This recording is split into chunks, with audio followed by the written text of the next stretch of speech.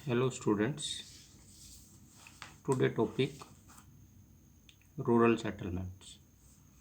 इससे पहले हमने पढ़ा था type and pattern of settlement, जिसमें कम्पैक्ट सेटलमेंट्स और डिस्प्रेस सेटलमेंट्स, इन दोनों के बारे में पढ़ा था। इनकी मेन करैक्टरिस्टिक्स पढ़ी थी।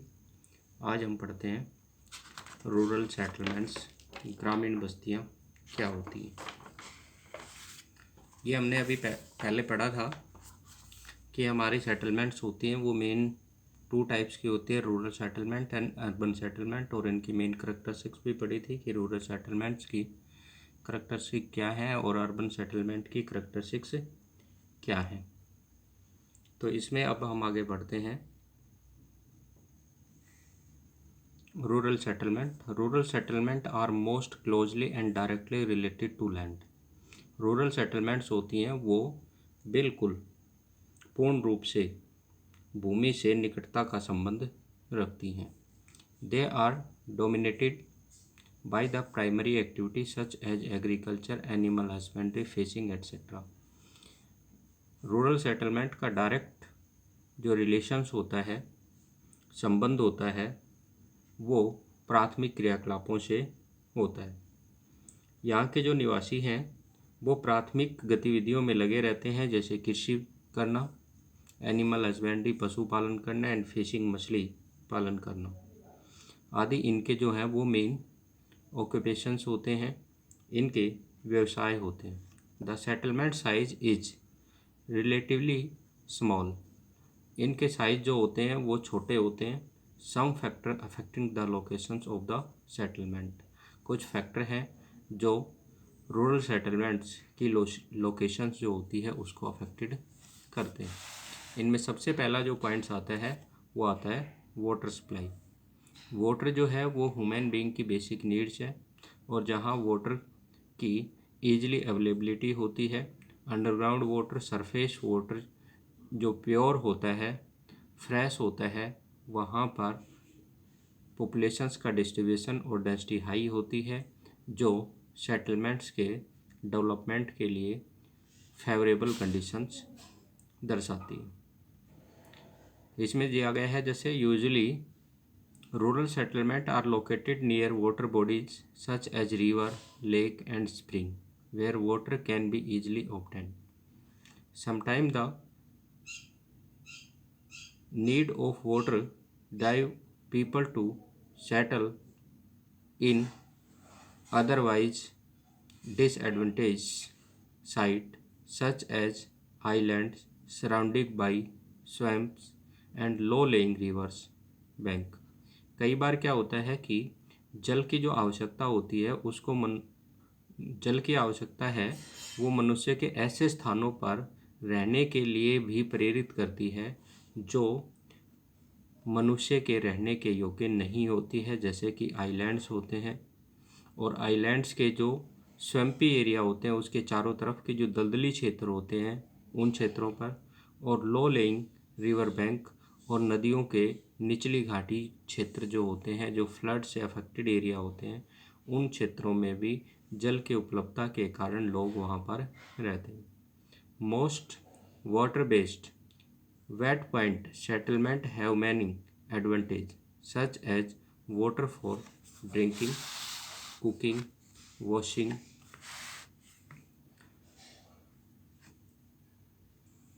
जल का उपयोग जो है वो मनुष्य खाना बनाने के लिए, पीने के लिए, कपड़ा धोने के लिए और अन्य जो एक्टिविटीज़ होती हैं जैसे कि इंडस्ट्रियलाइजेशंस, अर्बनाइजेशंस, एग्रीकल्चर्स, इन सब एक्टिविटी के लिए भी इसका उपयोग किया जाता है। अधिकांश जल आधारित जो नम भूमियाँ होती हैं जिनमें नमी पाई जाती है, वो बस्तियों में जल को विभिन्न उपयोग के लिए प्रयोग करते हैं, जैसे सिंचाई वगैरह के लिए जो है वो भी इनका उपयोग किया जाता है। River and lake can be use for irrigate farm land. Water bodies also have fish which can be catch to diet, and navigable rivers and lake can be used for transportation. नदियों और झीलों का जल जो है वो सिंचाई के लिए उपयोग किया जाता है, जबकि इन जल के स्रोतों से यहाँ के निवासी जो हैं वो भोजन के लिए मछली पकड़ते हैं, नाव चलाते हैं और परिवहन के लिए भी नदियों का उपयोग किया जाता है। तो ये वाटर जो है, वाटर सप्लाई और वाटर की अवेलेबिलिटी रूरल सेटलमेंट्स को के लोकेशंस को अफेक्टेड करती हैं, उनकी अस्थिति को प्रभावित करती हैं। नेक्स्ट आता है आपका लैंड। लैंड की availability, plain land, fertile lands जो है वो भी सेटलमेंट्स को अफेक्टेड करती है। जहाँ पर लैंड फर्टाइल्स होती है, प्लेन होती है, वहाँ पर सेटलमेंट्स लार्ज स्केल्स पर लोकेटेड होते हैं, बड़े पैमाने पर वहाँ पर अवस्थित होते हैं। हाईलैंड एरिया होते हैं, प्लेटो एरिया होते हैं, माउंटेन एरिया होते हैं, ये सेटलमेंट्स के लिए फेवरेबल नहीं होते हैं क्योंकि वहाँ पर transport system, agriculture system, industrial developments की कमी पाई जाती है, जिसके कारण से वहाँ पर जनसंख्या को लाइवलीहुड्स के बेटर सोर्स अवेलेबल नहीं होते। People choose to settle near fertile land stable for agriculture. लोग जो हैं वो उस भूमि का चुनाव करते हैं जो उपजाऊ होती है और कृषि के लिए उपयोगी होती है। In Europe village grew up near rolling country avoiding swampy. Europe के अंदर जो लोग हैं वो दलदली क्षेत्र और निचले क्षेत्रों में बस्तियां नहीं बसाते, वो वहाँ पर उसको अवॉइड करते हैं कि वहाँ पर वो बस्ती नहीं बचाएंगे। Low lyings land while people in South East Asia choose to live near low lying river valley and coastal plain suited for wet rice cultivation. जबकि जो दक्षिणी और पूर्वी एशिया में रहने वाले लोग हैं वो नदी घाटियों के निम्न क्षेत्र जो रिवर वैली होती हैं उनके लो लेइंग जो निचले क्षेत्र होते हैं या फिर कोस्टल प्लेन होते हैं जो समुद्र तटीय क्षेत्र होते हैं, वहाँ पर अपनी सेटलमेंट सेटअप करते हैं क्योंकि ये राइस कल्टीवेशंस के लिए फेवरेबल रीजन्स होते हैं। यहाँ के सॉइल में मॉइस्चर्स की अवेलेबिलिटी होती है जो राइस की कल्टीवेशंस के लिए अच्छी मानी जाती है। Early settles choose plain area with fertile soil. प्रारंभिक अवस्था में early settlers choose the plain area, plain area को अपनी सेटलमेंट सेटअप करने के लिए चूज करते थे क्योंकि जो फर्टाइल सोइल्स होती है वो एग्रीकल्चर प्रैक्टिस करके वहाँ के लोग अपनी लाइवलीहुड्स अर्न कर सकते हैं, अपनी आजीविका प्राप्त कर सकते हैं। नेक्स्ट आता है अपलैंड एरिया, उच्च भूमि क्षेत्र। उच्च भूमि क्षेत्र जो फ्लड अफेक्टेड एरिया होते हैं वो सेटलमेंट्स के डेवलपमेंट के लिए फेवरेबल नहीं होते, इसलिए जो रिवर बेसिन एरिया होते हैं वहाँ पर लोग जो हैं वो हाईलैंड एरिया या अपलैंड एरिया को सेटलमेंट्स सेटअप करने के लिए चूज करते हैं। Upland which is not prone to flooding was chosen to prevent damage to house and the loss of life. Thus, in low-lying river basins, people choose to settle on terrace and leaves, which are dry points. मानव ने अपने अधिवास क्षेत्र ऊंचे क्षेत्रों को इसलिए चुना है कि वहाँ पर बाढ़ के समय में होने वाली क्षति से बचा जा सके। जो फ्लडिंग वगैरह होती है तो उससे जो डैमेज होता है उस डैमेज से उसकी लाइफ और प्रॉपर्टी को सेव किया जाए, इसलिए अपलैंड एरिया को वो चूज करते हैं।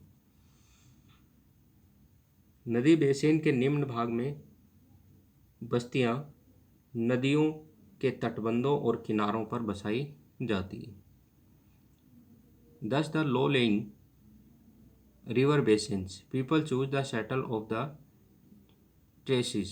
ट्रेसिस मीन्स होते हैं जो ऊंचे किनारे होते हैं, तटबंध होते हैं, एंड लेव्स जो किनारे होते हैं, दोनों किनारे और ऊंचे क्षेत्रों पर ये बस्तियां बनाई जाती हैं।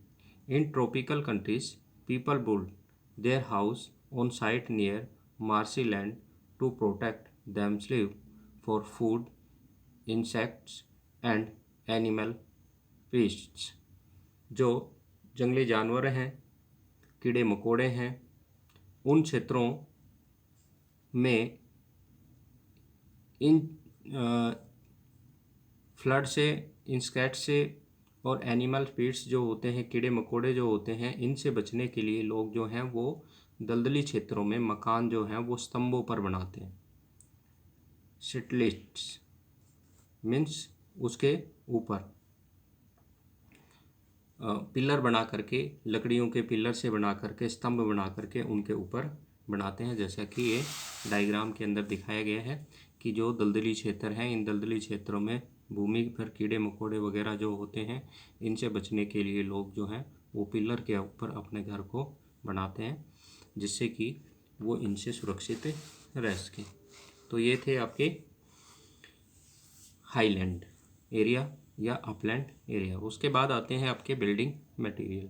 बिल्डिंग मटेरियल जो है वो भी सेटलमेंट्स के लिए सबसे इम्पोर्टेंट पॉइंट होता है। जिस रीजन्स पर जिस टाइप के बिल्डिंग मटेरियल की अवेलेबिलिटी होती है, वहाँ पर उसी टाइप के सेटलमेंट का फॉर्मेशन हो जाता है। The availability of building material would stone near settlement is another advantage. बस्तियों के विकास में गृह निर्माण की जो सामग्री होती है उसकी उपलब्धता का होना एक अच्छा कारण होता है, एक बड़ा कारण होता है। Early village were wood in forest clearings where wood was plentiful. प्रारंभ के रूप में जो घर बनते थे वो उन स्थानों पर बनाए जाते थे जहाँ वनों को साफ किया जाता था, क्योंकि वहाँ पर उन्हें अच्छे से बड़े पैमाने पर लकड़ी उपलब्ध हो जाती थी। इन लोएस्ट एरिया ऑफ चाइना, ये ध्यान में रखना है, चाइना के लोएस्ट एरिया केव ड्वेलिंग्स वर इम्पोर्टेंट। चाइना के लोएस्ट क्षेत्र में जो लोग हैं वो केव के अंदर रहते हैं, गुफाओं के अंदर रहते हैं। ये ध्यान में रखना है आपको, 1 मार्क्स में ये पूछ सकते हैं। लोएस्ट के लोग जो हैं वो किस प्रकार के घरों में रहते हैं, तो आपको बताना है केव्स, कंदराओं के अंदर, गुफाओं के अंदर रहते हैं। सावना बिल्डिंग्स मटेरियल्स वर मड ब्रिक्स। सावना क्षेत्र जो है अफ्रीका के, उन क्षेत्रों के अंदर जो हैं वो कच्ची ईंटों के मकान बनाते हैं, मड ब्रिक्स, कच्ची ईंट। एंड एक्सिमो in polar regions, Eskimo polar regions के अंदर जो है वो use ice block to construct igloo के रूप में रहते हैं। जो एस्किमो लोग जो हैं, ये लोग पोलर रीजन्स के जो लोग हैं जिसमें एस्किमो कम्युनिटी के लोग रहते हैं, ये अपने घर जो हैं वो आइस के ब्लॉक, बर्फ़ की जो चट्टानें होती हैं उनमें बनाते हैं, जिनको इग्लू का नाम दिया जाता है। तो ये तीनों पॉइंट है वो ध्यान में रखना है कि इसमें चाइना के लोएस्ट रीजन्स के लोग जो हैं वो केव के अंदर रहते हैं। अफ्रीका के सावना रीजन्स के जो लोग रहते हैं वो मड ब्रिक्स के हाउस बनाते हैं, और जो एस्किमो लोग जो हैं वो इग्लू, जो आइस के ब्लॉक से कंस्ट्रक्टेड हाउस है, उनके अंदर रहते हैं। तो ये आपको इसमें ध्यान रखना है। जो केव हैं और सावना के लोग जो हैं वो मड ब्रिक्स के अंदर आते हैं, एस्किमो लोग जो हैं वो इग्लू में अपने घर बना करके रहते हैं। नेक्स्ट पॉइंट आता है डिफेंस। डिफेंस पर्पज़ के लिए भी लोग जो हैं वो अपनी एक सेटलमेंट बनाते हैं जहाँ पर पीसफुल एनवायरनमेंट होता है, जो पॉपुलेशंस होती हैं उनकी लाइफ और प्रॉपर्टी की सिक्योरिटी रहती है, उस रीजन्स के ऊपर जो है वो सबसे अधिक सेटलमेंट सेटअप होती है। जहाँ पर पॉलिटिकल अनस्टेबिलिटी होती है, वॉर की कंडीशंस होती है, या फिर नेबरर्स ग्रुप जो लोग होते हैं वो अदर्स नेबरर पर किसी टाइप्स के अटैक्स वगैरह करते हैं, तो उस क्षेत्र पर लोग नहीं रहते। जैसे इसमें दिया गया है, during the time of the political instability, राजनीतिक अस्थिरता की अवस्था के अंदर, war, hostility of neighbouring groups, village were built to defensive hill and islands. जो उपद्रवी लोग होते थे, युद्ध वगैरह की स्थिति होती थी, युद्ध और पड़ोसी समूह के उपद्रवी होने पर हॉस्टिलिटी होने के कारण से जो नेबरर ग्रुप थे, जो पड़ोसी थे, वो सुरक्षा के उद्देश्य से किसी पहाड़ी या द्वीप पर अपनी सेटलमेंट बना करके रहते थे, बुल्ट ऑन डिफेंसिव हिल्स और island. In Nigeria upstanding inselbergs formed good defensive site.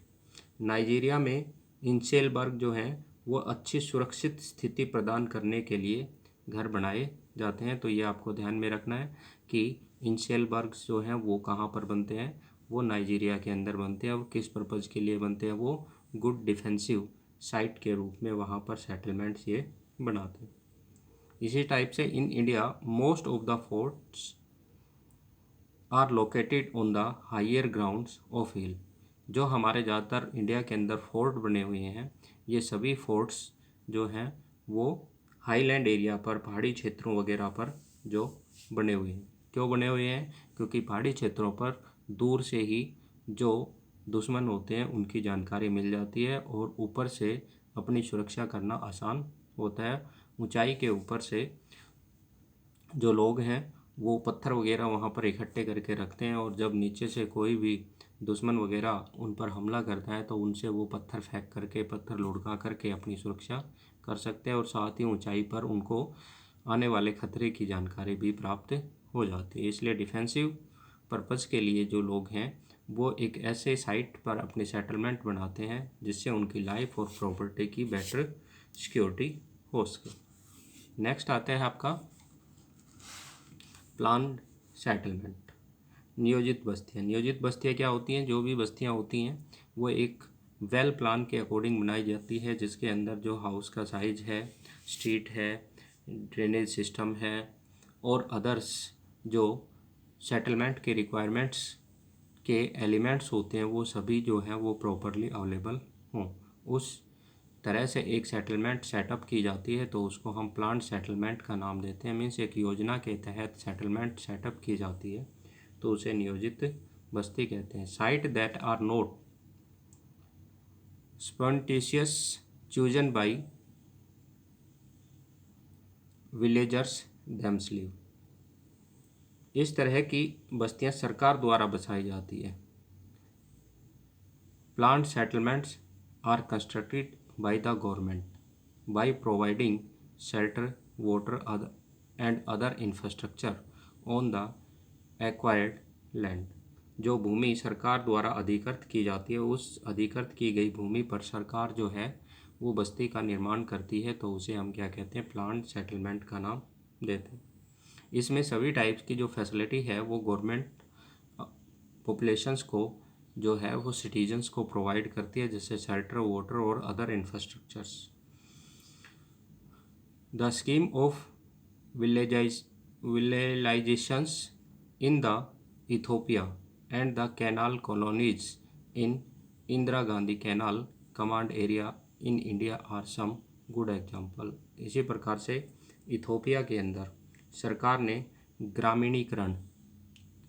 ग्रामीणीकरण गाँव को शहरों जैसी सुविधाएं उपलब्ध करवाना के उद्देश्य से इस प्रकार के प्लान्ड सेटलमेंट सेटअप किए हैं। तो ये आपको ध्यान में रखना है। इथोपिया के अंदर वर्ल्ड में सबसे पहले गांव में प्लान्ड सेटलमेंट, विलेज के अंदर प्लान्ड सेटलमेंट है वो सेटअप की गई। दूसरी तरफ इंडिया के अंदर Indira Gandhi canal command area के अंदर जो कैनाल कॉलोनी सेटअप की गई, ये भी हमारी प्लान्ड सेटलमेंट्स का ही एक टाइप है। ध्यान रखना, इंडिया में Indira Gandhi canal command area जो है उसके पास जो कैनाल कॉलोनीज सेटअप की गई हैं, जो नहरी बस्तियां स्थापित की गई हैं, वो प्लान्ड सेटलमेंट के मेन एग्जांपल्स हैं। सबसे पहले गाँव के अंदर प्लान्ड सेटलमेंट इथोपिया के अंदर की गई और इंडिया के अंदर इसका अच्छा एग्जांपल है कैनाल कॉलोनीज। ठीक है, तो ये आपको इसमें ध्यान रखना। इसके बाद आता है आपका rural settlement pattern. Rural settlement जो हैं वो किस किस पैटर्न की हैं। Patterns of rural settlement reflect the way the houses are site and relation to each other. ग्रामीण बस्तियों का प्रतिरूप, वहाँ मकानों की स्थिति किस प्रकार एक दूसरे से संबंधित है, कि मकानों की स्थिति जो है वो वहाँ की जो भूमि है उससे किस प्रकार से संबंधित है। The site of the village and surrounding topography and terrains influence the shape and size of the village. जो गांव बसते हैं या बस्ती का निर्माण होता है तो वहाँ की स्थिति और समीपवर्ती जो टोपोग्राफी होती है, सराउंडिंग जो टोपोग्राफी होती है, उसके आसपास की जो टोपोग्राफी होती है, और जो वहाँ का टेरेन सिस्टम्स होता है, वहाँ की जो भू आकृतियाँ वगैरह होती हैं, भूभाग होता है, उससे उनका सीधा संबंध उसकी शेप और साइज से होता है, उसकी आकार और स्थिति से होता है। तो इसलिए रूरल सेटलमेंट को कई बेस के ऊपर डिवाइड किया गया है। जैसे कि इसमें सबसे पहला दिया गया है on the base of sitting, की बस्ती कहाँ पर बसी हुई है। सिटिंग मीन्स बस्ती का निर्माण जो है वो कहाँ पर है, इसे कहते हैं विन्यास के आधार पर बस्ती के प्रकार। सिटिंग साइट्स कहाँ है, बसी हुई वो कहाँ है। जैसे कि प्लेन एरिया में विलेज बसा हुआ है, प्लेटू एरिया में बसा हुआ है, कोस्टल एरिया पर, या फॉरेस्ट विलेज के अंदर, या डेजर्ट एरिया में। किस टाइप की लैंड के ऊपर जो है सेटलमेंट सेटअप है, उसी के नाम से उसको नाम दिया जाता है। प्लेन एरिया में तो प्लेन विलेज, प्लेटू पठारी भाग में है तो प्लेटू, कोस्टल एरिया पर कोस्टल विलेज। तो इस प्रकार से ये बेस ऑन सिटिंग की बस्ती का निर्माण किस साइट के ऊपर हुआ है। दूसरा आता है इसमें on the base of function.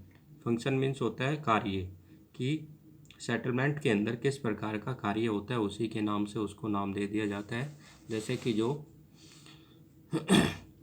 Farming village, जो एग्रीकल्चर से रिलेटेड एक्टिविटीज़ जिस विलेज के अंदर होती है, फार्मिंग विलेज। जिस विलेज के अंदर फिश रेयरिंग से होती है तो वहाँ पर फिशरमैन विलेज। जहाँ पर लकड़ी काटने से होती है तो लम्बरिंग जैक विलेज।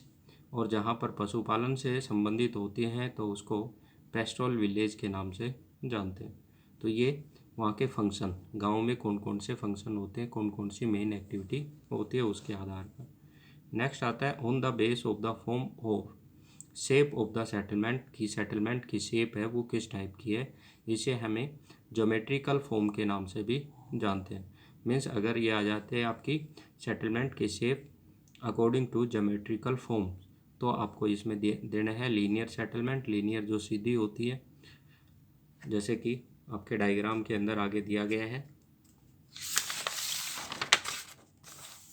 ये लीनियर सेटलमेंट्स किसी रोड या रेलवे या कैनाल के बोथ साइड्स के अंदर जब सेटलमेंट सेटअप हो जाती है तो उसको लीनियर सेटलमेंट्स का नाम देते हैं। दूसरी आ जाती है आपकी क्रॉस शेप पैटर्न।